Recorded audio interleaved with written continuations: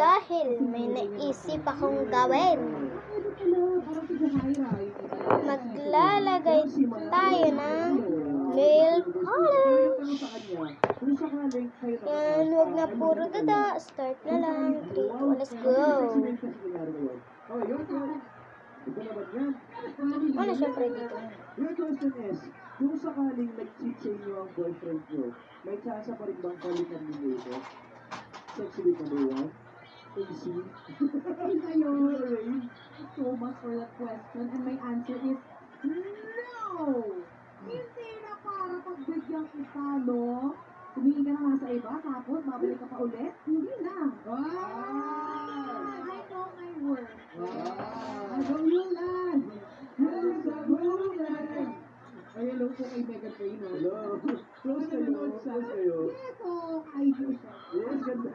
Ikaw, what's your stand regarding that question? Naging yan kanina. Kaya ako Wala, I change my answer. Kasi baka ano controversial. Controversial siya eh. Kasi sabi ko, baka yes, kapag one time lang, tinanong ko yung lang, diba? And let's say, tinanong yung career ko dito sa industry na so, may time na isang buong kailangan mag-film na or like, matagal na tapos, nakakulang ka sa kanya, diba? Tapos napag-cheat siya. Pero namin naman agad, so parang, ewan ko. Subjective. Yes, subjective. Kasi siya, ako mahal na mahal ko. Kung mahal na mahal ko lang siya. Hindi rin ako basta nagmamahal yung Ay, hindi ko nakita. Ngayon, it's for no. No talaga. No talaga. So next year, Yung kabila. ano kasi siya yun, subjective, at saka, hindi naman hirap eh. Kung ikaw yung nagpapasok, hirap doon, yung problem yun. Kasi pag naman, lalo na kung reviews, Wait lang guys.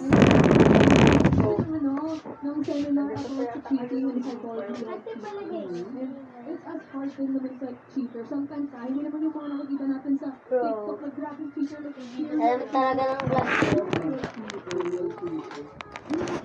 Hi guys! Papalagay ito ako eh. Yun ang healthless, serial. Ako naniniwala din ako sa sinabi ni Lorena. Kasi ayun nga, pagka may unang beses, may pangalawang beses, ang hirap na usapin.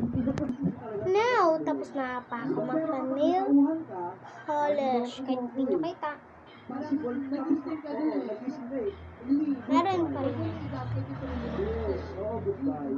So yun talaga, kapag kailangan na talaga ng tao na sa paligid mo na magsasabi sa'yo ng mga tama at kabali kasi ikaw, medyo So, sana hindi nyo ako i-bash kasi nga gusto ko lang naman magka-play button.